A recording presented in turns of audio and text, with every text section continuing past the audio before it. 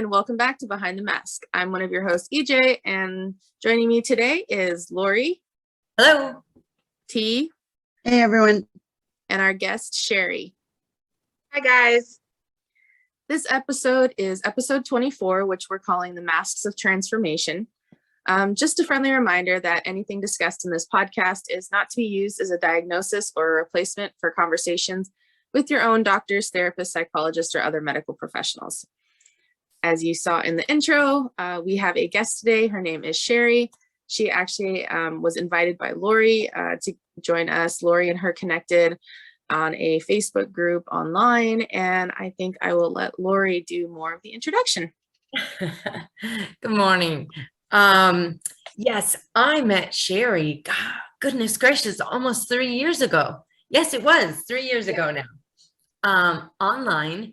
I got an invitation to a group called Mom Templative, and I really was like truly fascinated by the name, and I realized there were several other, friends through the church connected to this page, and I thought, okay, you know what? We're in the middle of a pandemic. Why not join another group? Do something, because I felt like my life was, I'm a social butterfly. And pandemic life does not lend itself well to a social butterfly, to the word is escaping me now, but Extrovert. An extrovert. Yeah, that's me, extroverted. You definitely are. So I thought, well, why not reach out more? And amazingly enough, in that year, I did become so much more technologically connected, which I hadn't done a lot of before. If it wasn't face-to-face, I wasn't really engaging in it, briefly on the margins. So I really enjoyed the group, Sherry, because I felt like right away there was some deep and rich conversations going on. And I hadn't found that online, especially on Facebook. I thought that Facebook, social media, really too surfacey, and not enough richness. And that's what I crave. That's what I love about face-to-face communication. So when I found that within your group, it really resonated with me. And so then I started reaching out more and trying to connect with you. And we've been slowly developing this relationship over the last couple of years. And I was just so excited because you had made a post on the page that really, really hit me. And I immediately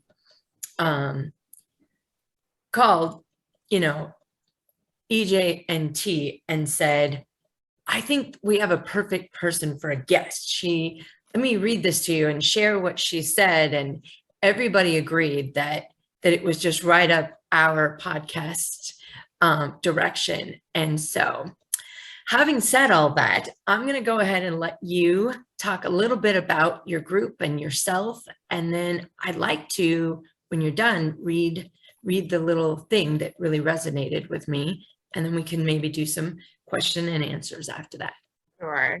Well, thank you guys so much for inviting me. When Lori reached out about it, I was nervous. I'm like, oh, I've never done that before. I kind of like to stay behind the scenes.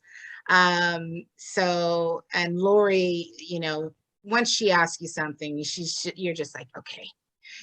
She's just amazing. And then meeting EJ and T, you can see why you guys are connected. You just all of individually amazing women from just the brief time I've gotten to know the two of them, but just very giving and generous. So, but a little bit about me, I am a mom, and, that season of life where my kids are pretty much on automatic. They range from age 16 to 24. And, I am constantly on a journey of self-discovery and learning, and spirituality is very important to me. Just, and I think that's just a forever ending onion that you're unpeeling and unpeeling.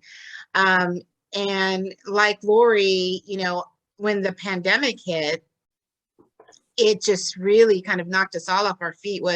Which was interesting, though. I had even, with so much going on in the world and was so just feeling so stressed out, I remember saying a little prayer. I said, God, I just wish sometimes the world would just stop. And I'm like, that's not what I meant. Ask and ye shall receive. Yes. And it literally stopped us all on our feet. And was such a challenge. No one knew what everybody was going through when, you're locked up in your home. You were just sort of cocooned in. And for me, unlike Lori, I'm an introvert. And, I can have extrovert tendencies. You too, what you did. Yes. I am exactly that. Yes, but I get re-energized by being alone, reading a book, journaling, just shutting down. My friends know that I call it, I'm in the lab when I disappear. I'm in the lab, she's gone. But when we were going through the pandemic, when it first hit, and you started to realize, this is real. This is very real. I noticed that a lot of things probably that I wouldn't have dealt with prior to the pandemic, because I was so busy with my life, with my kids, being a wife, being a friend, and all those things, that it sort of forced you into this cocoon of what haven't you dealt with? What is emerging for you as a woman? And it was a lot of stuff that I just kind of had repressed and stuffed down. And I did try to do like the outward stuff, be busy, create this, create that, but I could tell there was still turmoil that was still trying to get my attention. And as things started to surface, and as I started noticing all of these, things that wanted attention, and crying at night and waking up at 3 a.m. every night, like someone's knocking, like, you need to deal with this. I started asking myself, I wonder how many other women out there are feeling the way that I'm feeling, because we don't talk about it really, unless you have that one person. Maybe, I mean, I'm not the kind of person that really talks a lot about what I'm doing, how I'm feeling, because it's hard for me to even process it myself. But I'll listen to you, I'll pour into you. But I just wanted to know, and all of a sudden, I don't know, it's just sort of when you start asking questions and you get curious, this word came into my head. I was in a very contemplative state. I was very fascinated by the monastic living, and just sort of, getting off, like, it was just sort of this curiosity. And then that word just kind of came in naturally. And, make a long story short, a friend of mine, she's like, Sherry, you just need to, get your words on paper, because I do write. I hadn't written in a long time. I just kind of shut down and just wasn't expressing myself. But, a friend encouraged me, just start a private Facebook group. And I'm like, I don't know how to do that. I don't want to do that. I don't want to be out there. I don't want to put myself out there. And she's like, Sherry, you have things to say that other women could benefit from, even if it's just one person. And I felt like, okay, so she helped me, figure out how to get it started. And, it just took, I remember when I kind of let it sit there for a while. I was too terrified to put it out there. And something just said, you just need to do it. And so I just pressed send. Let's just say I pressed send and just started inviting one person after one person.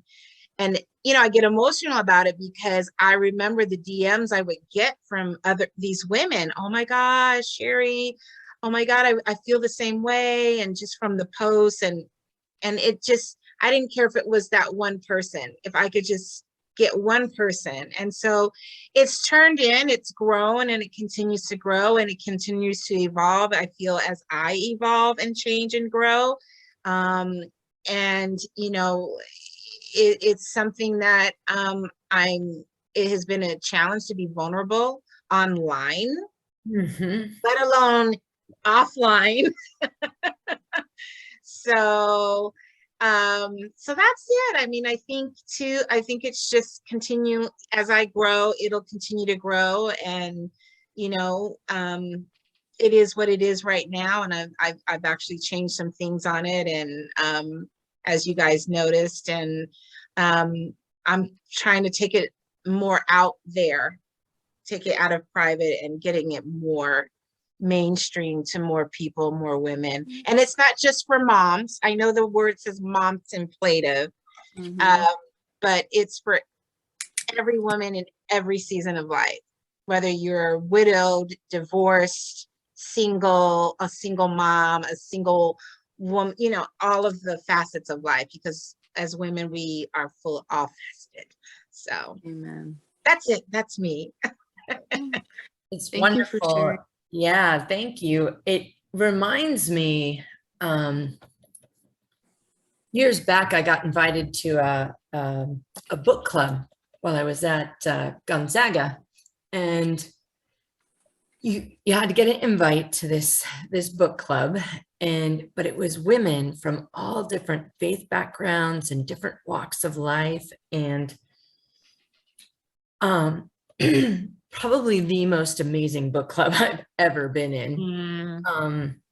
And this reminds me of a larger version of that, where we're sharing our faith, we're talking about intimate things, we're just really, and yet from so many different perspectives, and it's funny that you brought up the idea that it's called contemplative, because I almost didn't join. I'm like, I don't have kids anymore. I don't, but I noticed some of my single sister friends were on there, and I was like, okay, well, if they're on there, then it must be for more than just that. And, that I'm so glad that I clicked that, accept the invite, and joined. But I also, you touched on something. I remember writing in my journal about when we were actually in lockdown, which I'm a military brat, so I grasp what it means. I know how to do it. Yeah. But I never, ever thought that I would be alive to see a day or a time where everyday citizens were being asked to stop in place, not move, not go anywhere. Like, as a historian and a writer myself, the magnitude of some of the things that we have literally just gone through are so significant. And so we are definitely, it's like when you go back in a history book and you read about a revolution and you're like, well, how did that start? And where did it be? We're there. Like, these are things we have have never experienced right now. And there's this, for me, scary, exciting, nerve-wracking, time that we're in. And it amazes me. It just never ceases to amaze me. I don't honestly watch as much news as I used to. I used to be kind of a little bit of a political science and news junkie. I've really A little bit. okay. Well, I was confessing. Remember, I'm a history major, so and I love poli sci. I remember you being glued to the news for hours on end. And Yes, like you couldn't break you away to even have a conversation with you when we were living together. right. But no more because for me, it really became a very negative, source. And I had to kind of, with all of the things that we've talked about in this podcast before and everything, I kind of had to shut down for a little bit, and that's hard for an extrovert to do when I get my renewing from being with people and being in social situations. But I really did have to kind of shut down and process and then determine what I could let back in. So I honestly, the other day, I didn't even know about what had happened in Texas because I don't watch the news. I briefly will at the end of the day or, midday kind of scroll through what I've found to be a relatively safe app that gives me just some brief highlights or whatever. But I hadn't even had an opportunity to do that. And of course, several friends reached out to me, Lori, have you heard, and I was like, I have no idea what you're talking about. Give me a minute, and went and checked it out. But I definitely felt protective. I had to protect myself. And so I have much more withdrawn from some of the things that I was engaging in before.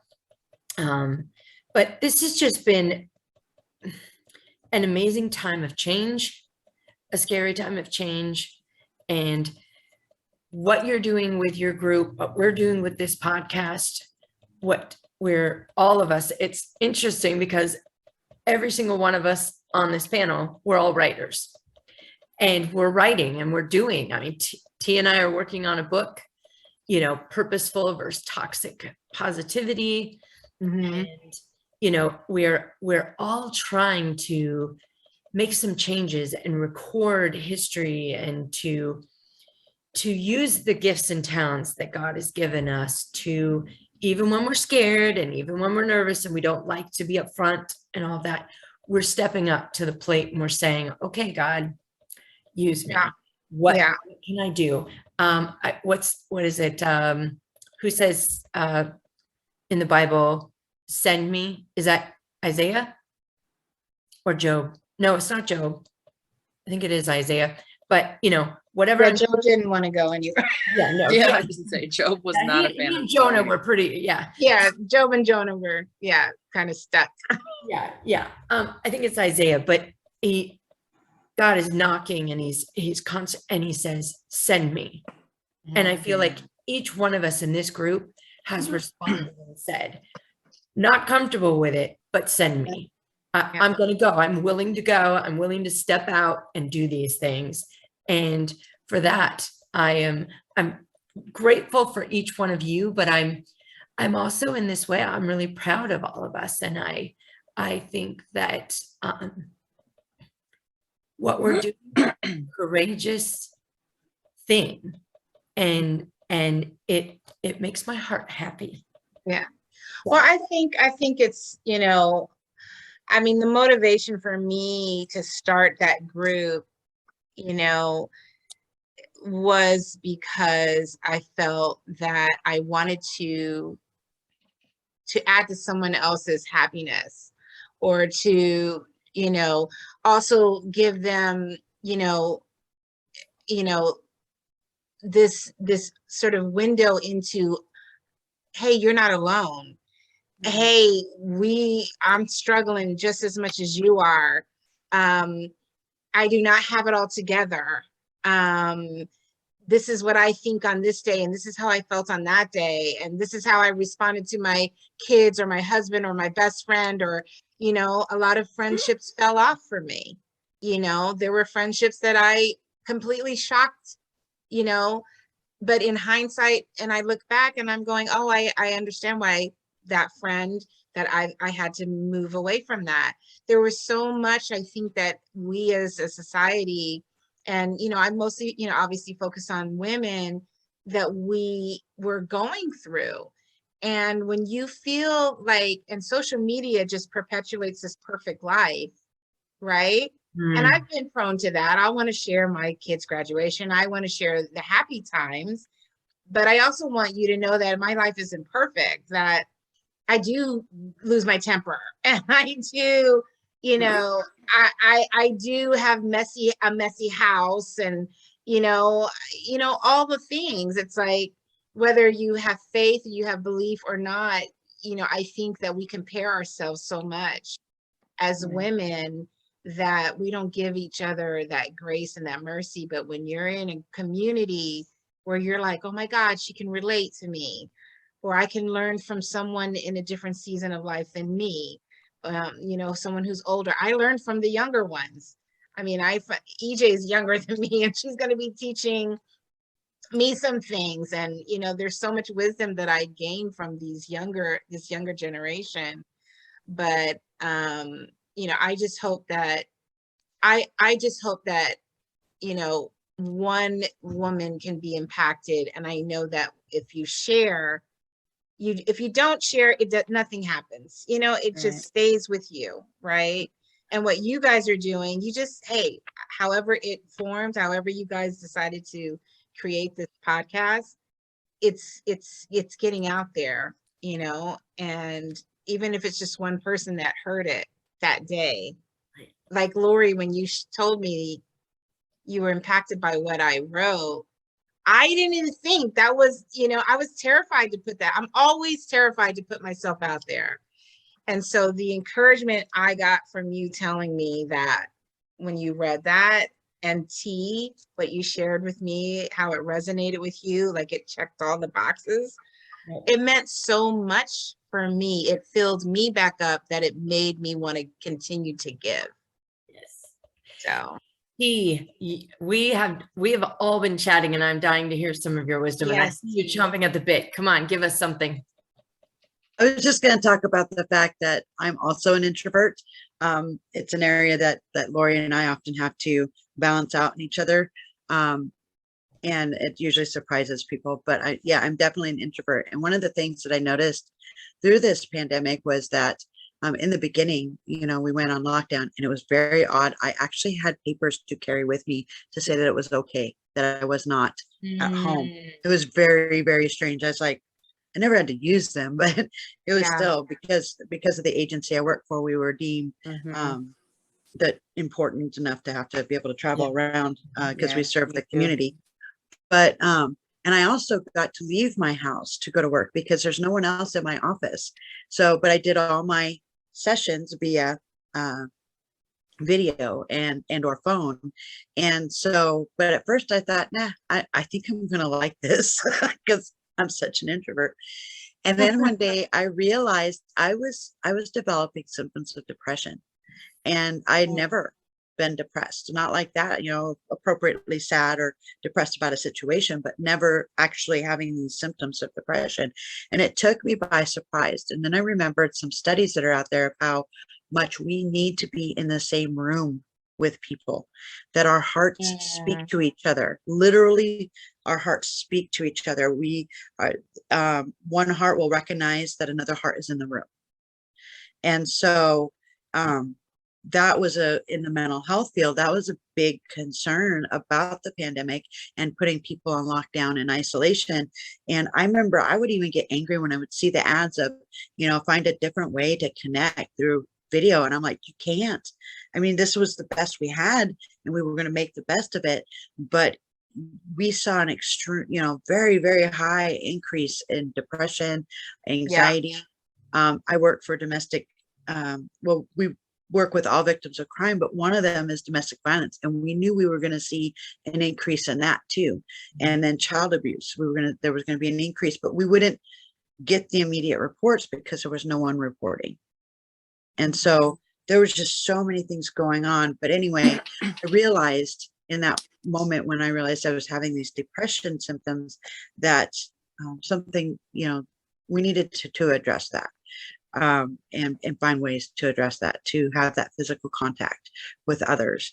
And there were people that weren't like me, where I had a family at home and could get out of my house and go to work and have some sense of normalcy. So as bad as it was for me, I worried about how bad it was for everyone else too, that didn't have that. So I think we're seeing some repercussions that are just going to, we just have to watch out for, and just have a little bit of compassion for people coming out of it. Everybody handled it differently. Yeah. Absolutely. Well, I'd like to go ahead and share this piece that really touched all of us, and then we can ask some questions and make our connections. All right, so here we go. There's an old saying that you are more than the sum of your parts. I come from the generation of parents who told us kids are seen and not heard. So I pretty much grew up shut down emotionally and always looking for ways to be seen and heard all the way into adulthood, and mostly in not the most healthiest ways.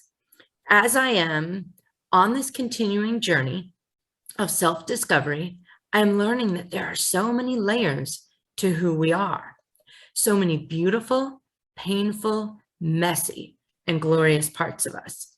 We tend to ignore the parts of us that we deem ugly or too painful, and we try to keep them down and quiet, seen and not heard. But I have come to understand, as I have finally summoned the courage to meet all those parts of me, to listen to them and ask them what they need. And in that, I have found compassion for myself and a love for myself that I have never allowed or thought that I could give to myself, that I so desperately sought from so many other things. I truly believe that this is where we meet the face of God. At least for me, as I come to know myself better, it's in this vulnerability and honesty and self-acceptance that, to me, God says, you see this as how I love you, with no judgment and full acceptance. I see you and I hear you and I love you. I continue to slowly embrace these parts of myself as they surface, no longer running away from them with distractions or telling them to be quiet. It has not been easy at all, but I can say it has been very rewarding as I come through the other side of me meeting a me that is stronger and more healed. I hope in sharing my journey for those this resonates with, that it encourages you to meet the parts of you that you may have seen but not heard, and finally start listening. You deserve it. There's just so many pieces of that I absolutely love. And I realized when I was reading this that you and I are similar in age. I grew up in that generation too. And I remember hearing all the time, children are to be seen and not heard. And Right. I have a pretty abusive past, and it was just one more way as I was growing up that I realized I wasn't really that important, and that I didn't matter, and that really the wisest, safest thing for me to do was to be seen and not heard. Because if I was seen and not heard, I wasn't getting in trouble, I wasn't getting hurt, but most of the time they would just leave me alone.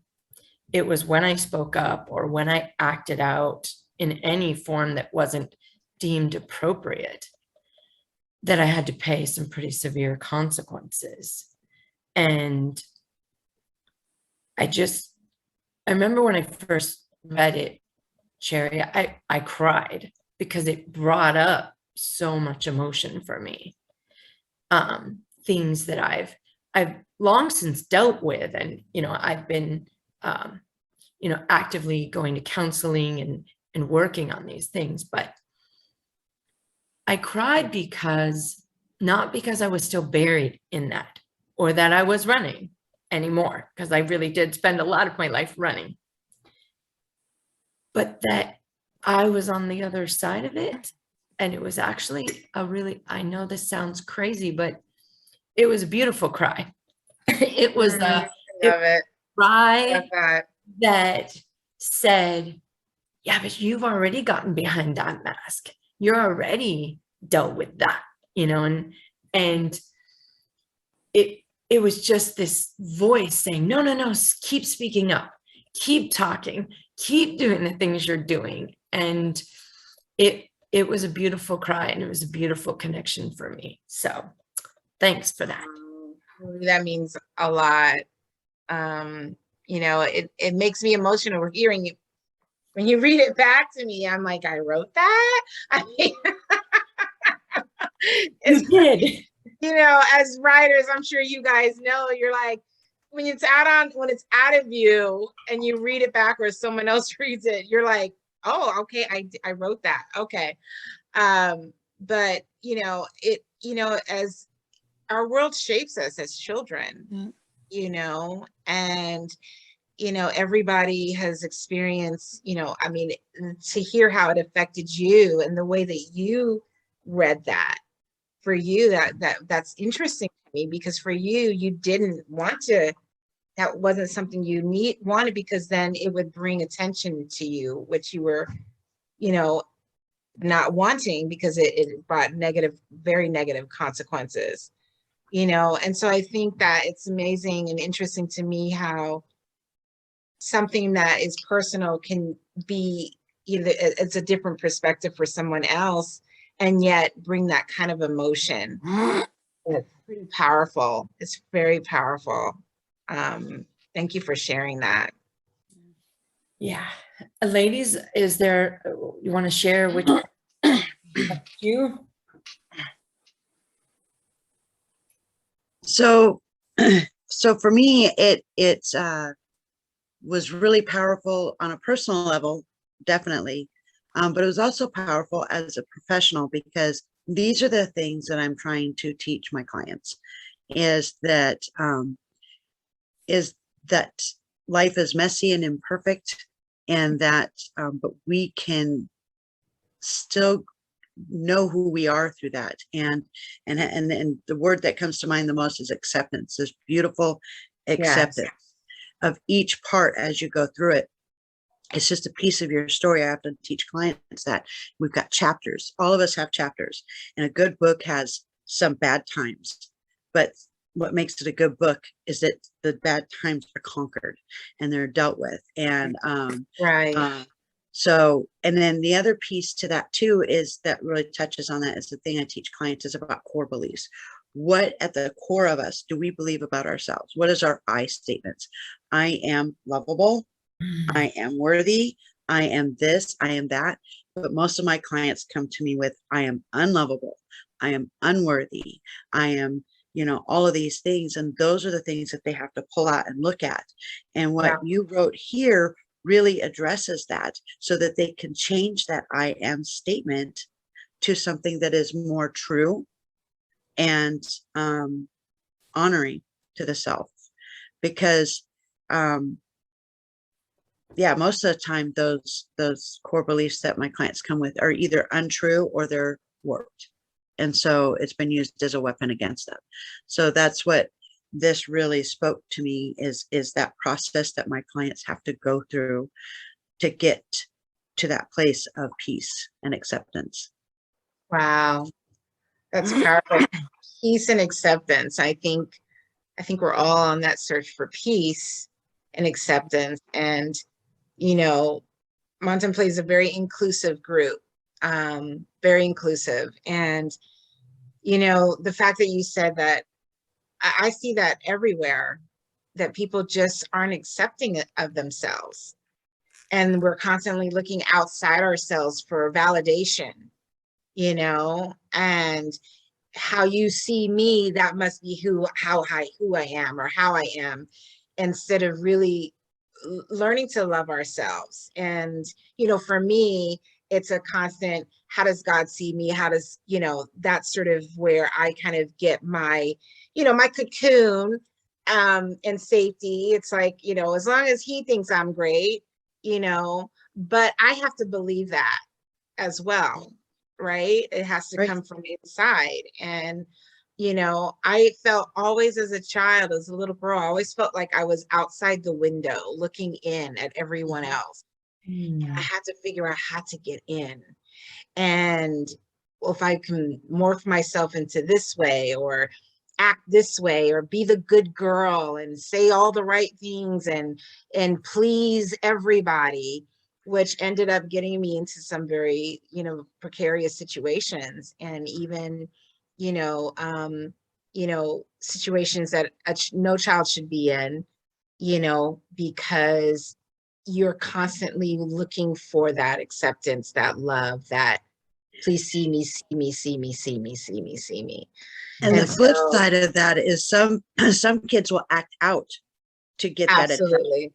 Absolutely. So they'll either try to super people please, or they'll just act out and say, well, I'm gonna get your attention. I'm going to get your attention. That's right. Negatively. And Yeah. even as adults, it carries and it goes into your yeah. adulthood as whether it starts becoming, controlling, behaviors that hurt your other, those significant to you. And sometimes I have these out of body experiences where it's like, I see myself in the behavior and I'm going, don't do it. Don't say it. Don't say it. Don't say it. Or, don't act out. And you wonder why you're doing what you do. And, I think it's because we just don't address those things when they show up, and it's going to get its attention somehow. And so I think, going in and getting quiet and learning to be still and learning to listen to ourselves and learning to be honest and learning to be vulnerable and learning that the emotion is not going to make you fall apart or disappear once you feel it. I'm still learning that. I was just thinking, Sherry, it's interesting. We've talked on this podcast before, the three of us are, sharing our stories and getting behind our masks and being vulnerable and transparent. On the outside, because of the way that I was brought up, I looked very happy, put together. Everything was pretty much perfect, except it really wasn't. And that was the other piece of this that really, really affected me, because, and I'm glad you brought it up, T, because remember back before I even, contemplated this bariatric surgery that I had a year ago. I was so scared because I didn't remember I said I would rather walk through a vat of acid. That's how much, and you and my other good friend, Isaac, were, he's sitting by my hospital bed and he's like, Lori, I just realized something. You don't love yourself. And I was like, yes, I know I don't. Like, I was like, that's a thing. You can actually love yourself. You can accept yourself where you're at. I just didn't even, I was so consumed with perfectionism and control and all of those things that I learned to help me run away from all of the trauma and the strife and the insanity that I felt that I was surrounded by. And it had affected me and the way that I viewed myself and the way that I could counsel others and I could help others and I could love others and I remember people in my life sometimes being like, Laura, you should apply that to yourself. And I'm, yeah, And yet that's exactly what I needed to do. I had no idea that that could be so healing and really my relationship with God. Because as I shared on your podcast, your individual one, Tina, it's when I really feel like, I was really deepening a relationship with my Heavenly Father versus just surviving and dealing and coping, So again, there's so many words in there and there's so many things and I'm just so very, very glad that you shared them all because they needed to be out there and they needed to be spoken to. So Erin, go for it. I didn't mean to cut you off. No, this is, I am learning so much just being with you guys, and, we're all on a healing journey, I think. We have our great days, we have our great weeks, maybe we have our great year, and then something else shows up. And, I found that, being a wounded person, I think we're all wounded in some way, shape, or form. I just can speak for myself, being an introvert. And I have a therapist. I see her and I find no shame in that. It has helped me tremendously to unvoice what I couldn't get out, and to be able to talk to someone who's objective, opposed to a friend who, oh, you're okay. You're awesome. You just need to it's like, no, that's not, I'm not, I didn't want that. I needed someone to just listen and who didn't know me and help me get out of me. And what I learned was that I was being so drawn to wounded people. Like, I just wanted to heal the world, save the world, and I would pour into these people, and it became who was sort of my circle, but yet I wasn't getting poured back into. And I found myself so empty and so drained, and realizing, and when I stopped giving, these people kind of turned on me in a way. It was very interesting what I learned. And, my therapist, and I remember just going through this time and thinking, what is happening? I did nothing but give, and love, love, love, love, love. And when I'm going through a difficult time and you're not getting that part of me, you turn. And so, she helped me understand that whatever the wound that I was trying to heal in them was what I was trying to heal in myself. And that was a powerful, as Oprah says, aha moment. I don't know if you guys can relate to that, but those things that we try to love, that you want to love, and the more that I loved them, the more I felt, I felt good, but yet it wasn't healing me.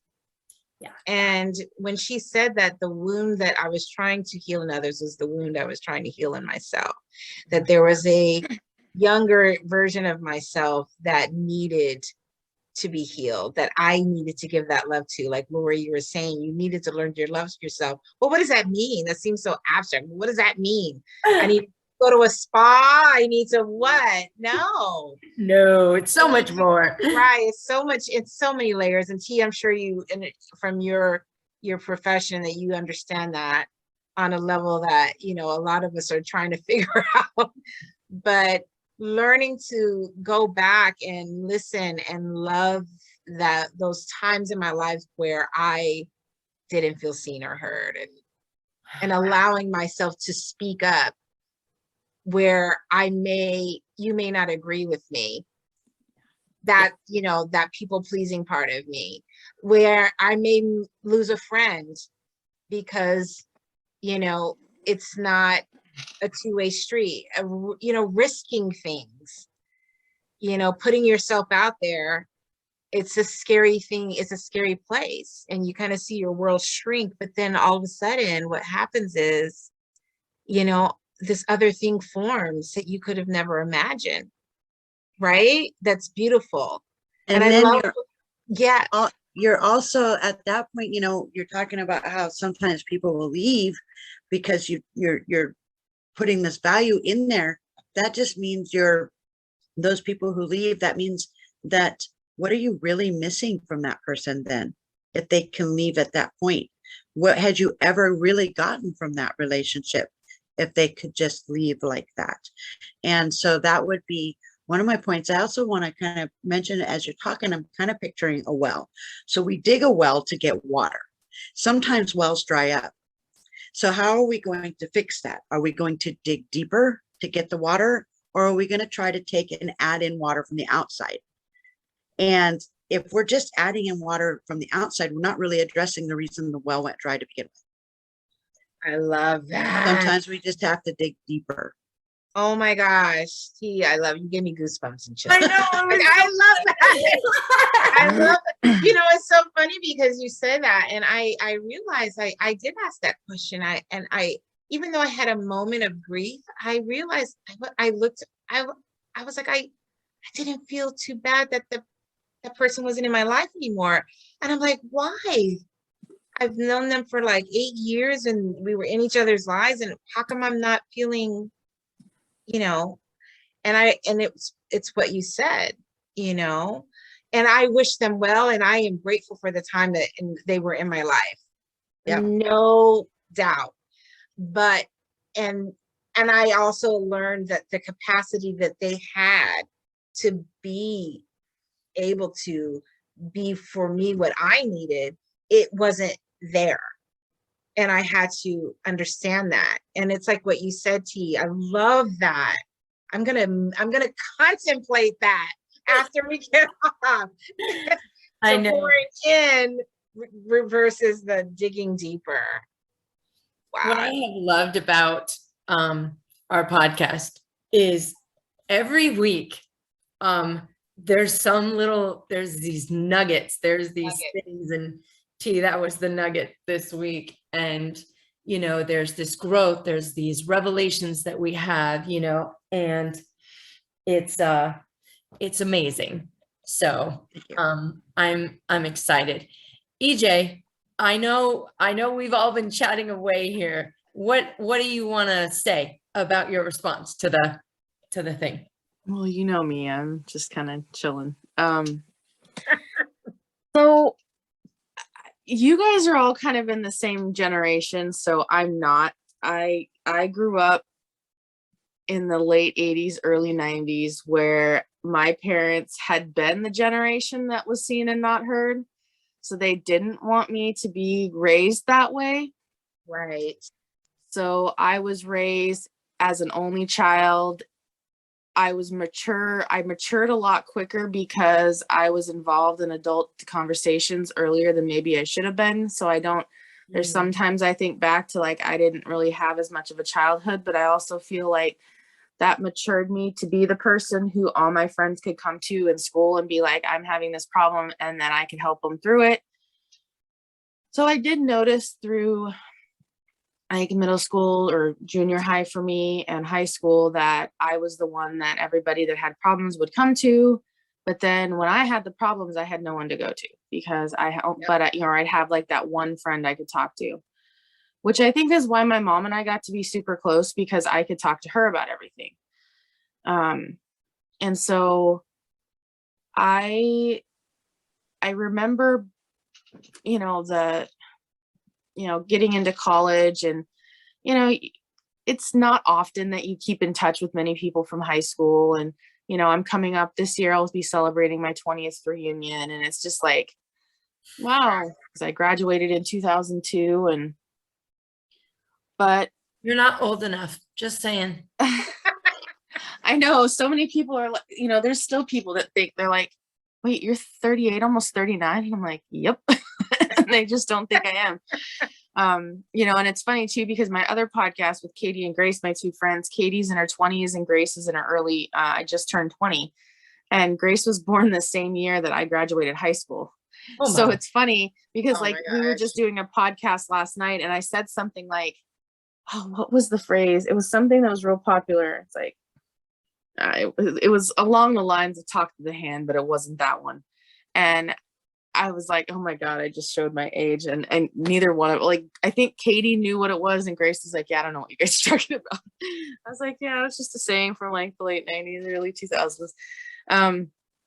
I know I appreciate what you guys are talking about. And, you know, I'm just kind of listening and, you know, hearing what you guys are saying. And I think my parents protected me from that, what you guys have been talking about, because so I'm grateful for that, because I had the voice, I could speak up. And also my parents loved me for who I was unconditionally. You know, we've talked before, like I've been overweight all my life. And so there was always that struggle on the outside of the kids at school teasing me, but I didn't care. Like, I was like, what else? You know, it's like your problem, not mine. You know, I'm comfortable with who I am, and I always have been, and I still am, which is like why I'm not in a major hurry to, you know, lose the weight. I'm like, it'll get there. You know, I'm not like in a super big rush. But again, I'm an introvert, and, you know, yes, I have depression and I have anxiety and have some other stuff going on, but I've kind of grown to a point where I'm comfortable with who I am. Is this where I wanted to be 20 years ago when I graduated high school? Not really. I would love to have some kids. I'd love to be married and have a family. And that will come. But right now, the season that I'm in is I'm single, and I just became the editor-in-chief of a publishing company, which is something I've been working towards for a long time. Wow. And I wasn't even like, that wasn't the goal. So like we talk transformation, like that's where we're at. You're like, what are we setting goals for? And at the time, you know, when I was younger, it was like, oh, my goal was I wanted to be a published author and have a book published. Well, now how about let's like, you want to publish a lot of books, like, because that's what I'm doing. I'm helping people you know, edit and self-publish their, you know, fiction or their, you know, nonfiction. So I'm like, this was not on my radar, but I was like, that was always like a pipe dream, you know? So like now I've hit my pipe dream. So like, okay, what can I dream now? And I'm like, okay, I'm going to actually get my first original fiction novel published. And so those are the transformations kind of I'm in, but also remembering like where I was at when I was a kid and like dreaming up those things and how much of a struggle life was. And like, I'm thinking of like all y'all talking about like all your, like the struggles you had as a kid, like being seen and not heard. And I'm like, yeah, I didn't have any of that. But I'm such an introvert that like I recharge when I'm by myself. Like give me a notebook and a pen and I'm fine for like 6 to 8 hours. Like, you know, I'm good, you know. And this past weekend I was at a graduation party for one of our gals at church that just graduated. And I was like, I'm sitting there and there's probably like 20 people total there, but I was like, yep, I'm going to be in here. And I spent like a good half of it inside because I was just like, yeah, I'm not a social butterfly. Like, that's not me. Like, nope. Like, I love these people, but I was like, I can only handle so much. And I came home and I was like, okay. But yeah, so no, I appreciate what you're sharing. I think it's very important. I think for everybody, they're always going to go through these times and seasons in our lives where we have to kind of contemplate like where we came from to know where we're going and how we want to make that change, which is why people seek out counseling and seek out therapists and seek out opportunities to change, because they recognize that there's something in their past or something in their present that is causing them to be different than what they want to be. And which is, you know, part of our whole podcast is about being authentic. And as you know, I'm in the computer world, we call it WYSIWYG. What you see is what you get. And that's me.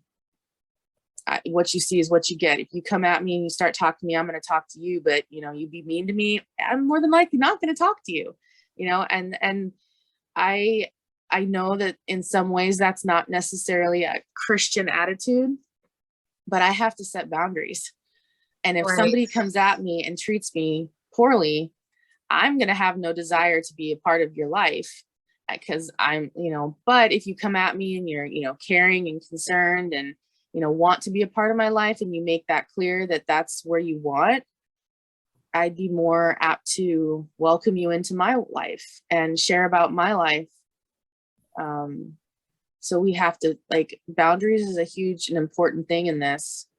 And, Sherry, you talked earlier about how you'd had friends and then all of a sudden they were no longer your friends, or you had to like pull away from them because of them. And I think, we all do that. We all have people in our lives that we think are friends at the time, and maybe they were, but then, we have those seasons and then they, leave, and some people come in only for a season and some people are gone.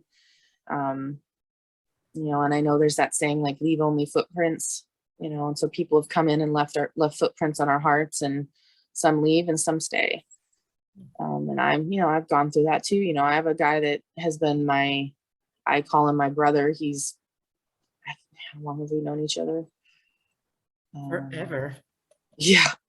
I think since I was Kids. almost 13. So like 20 some odd years, 25, 26 years. And, we butt heads just like brothers and sisters do, and there's times where I don't talk to him for 6 to 8 months or a year, but then we talk and it's like there was no time passed, and I know where he's at in his season of life. And so he's, got his own journey, and I do too, and we'll come ebb and flow together sometimes, and sometimes we don't.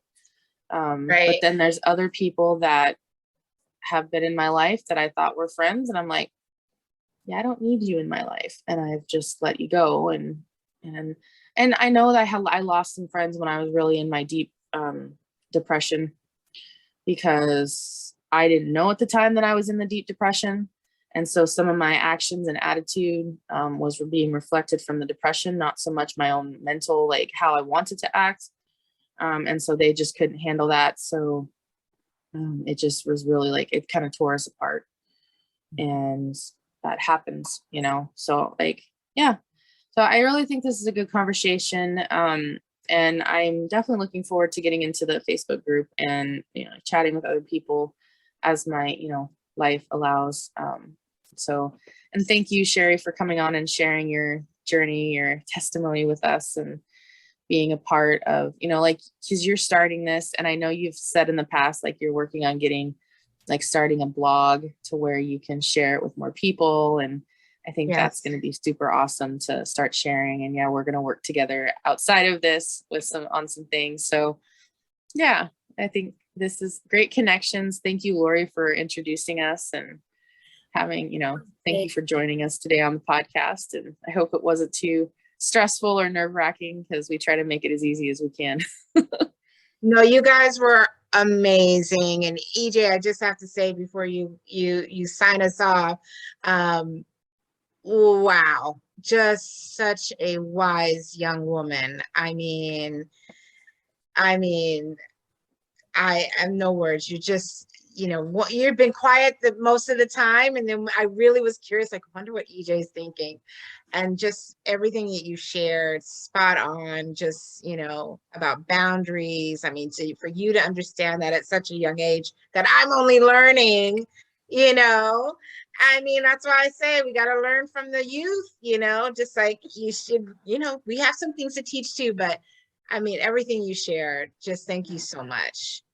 And everyone, all of you, Lori, T, I learned so much being on, and I thank you guys for inviting me.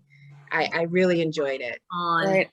Erin, I know I say this a lot, but I know this year in particular, you've gone through a lot, losing your dad. And it's one of the things that I love about this group that we formed together, and why I always say it was so divinely put together, because because we do all have very different backgrounds. And yet we communicate, we connect, we build up, encourage, and love one another where we're at. And I, the relationship that you had with your mother was so beautiful, so wonderful. And it did protect you and give you the things that you needed and nourished you. And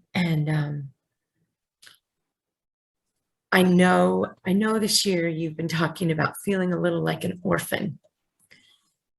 But I feel like, I know I'm speaking for the 3 moms in this group, kind of feel like you've got 3 adoptive moms who love you where you're at and want to be there for you.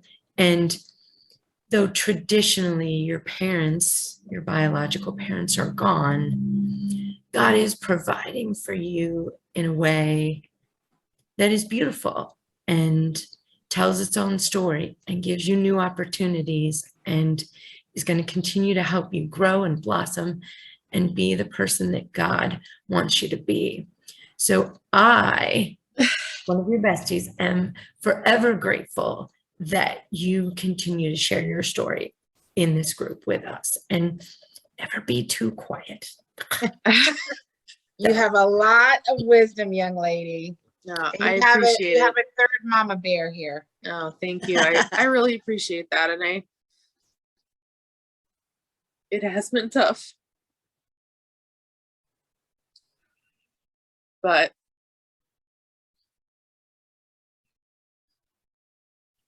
God knew what I needed when I got it. And He knew I'd be feeling this way. So I feel like we went through these seasons in a time when, like, when I was reached out to, it was like 8 months after my mom passed away. Reached out for church. And so it was something my dad had always wanted me to be a part of. So to finally have that, and then him holding on for as long as he did,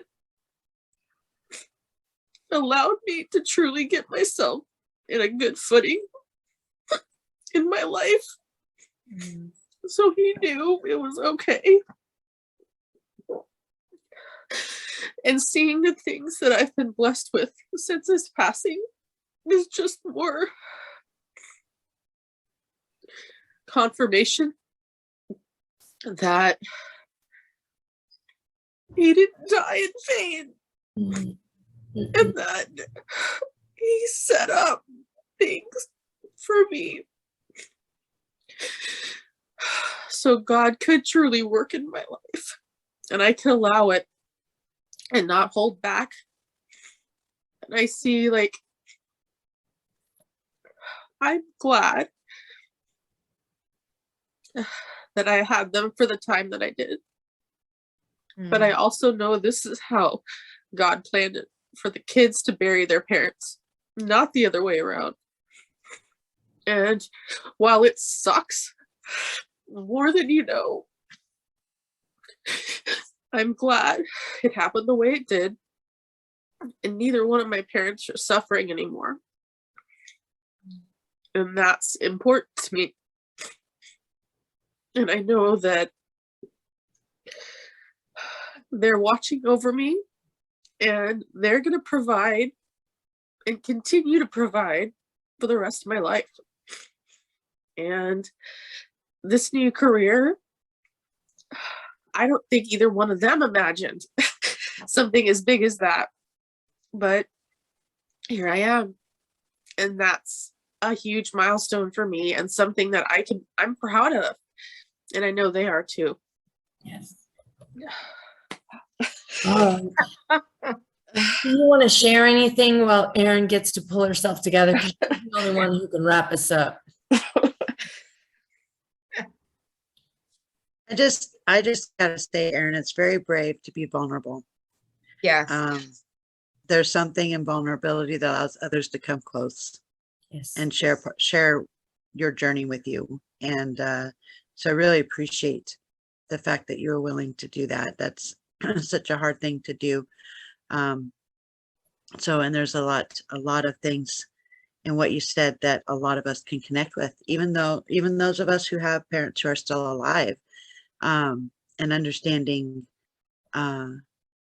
that we're grateful for what we have while we have it. And we can't do that unless we are authentic. Yep. And paying attention to ourselves and our interactions within the world and how the world is interacting with us. And so there's a lot of power in being vulnerable. Amen. Love it. Lovely ladies. Thank you so much for a lovely morning. And Yep. I really hope that this has connected us with the greater out there and that people really resonate with one thing or another. Yeah. And as you said, Sherry, even if we just touch one today, we've touched Right. one and it's very valuable and it's very important. Well, you three have touched me. So Well, I'm What's glad- really great is that Yes. we're like across the continent from each other. right, right. How awesome is that we get to make this connection? I mean, just being able to run into each other is wow. But then to be, I mean, we're not just across the continent, we're kitty corner. Right, yeah, that's true. So That's that's pretty true. amazing to be able Yeah. to connect like this. You know, that's just, to me, just wows me. So Right. Which is something I've said, a long time ago, even was that, I know that the pandemic had its negatives and I fully believe that, but I'm reading, a book have read and, people have talked about like social media blossomed during the pandemic and allowed people to remain connected.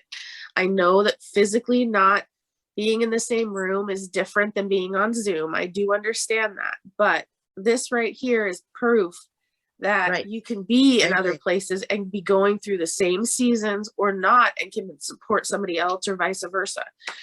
So the connections that we were able to make and maintain during the pandemic is, proof that, you sometimes have to look outside your little bubble of your location sometimes and be open to new possibilities. And this is one of those. Like a lot of people still don't embrace Zoom. I do. I love it. Because for this reason right here, we're connecting with somebody who lives in Florida and the three of us live in Washington. right. And like, we don't like that wouldn't have happened 5 years ago. I mean, sure, social media was there where we could like talk and back and forth, but yeah, so. it did Love show it. me that I'm not very good with time zones. Oh, Me either, T. I kept going, what time? Is it your time? I have to Google You're- EST to EST. What time is that? right.